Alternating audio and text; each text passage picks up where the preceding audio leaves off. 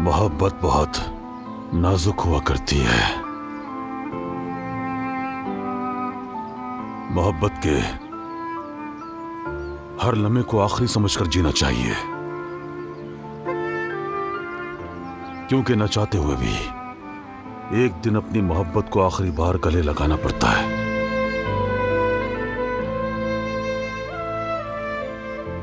बेटी, ये जिंदगी बहुत खूबसूरत है।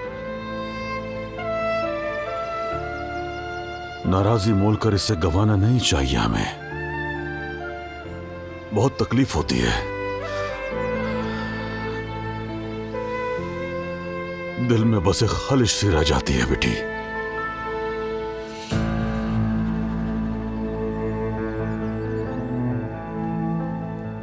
और फिर एक दिन आता है जब सब कुछ एक ख्वाब की तरह से लगता है। इंसान सोचता है कि काश वो अपने गुस्से पर काबू रख लेता, रिश्तों का एहतराम बाकी रह जाता। मगर तब तक बेटा बहुत देर हो चुकी होती है।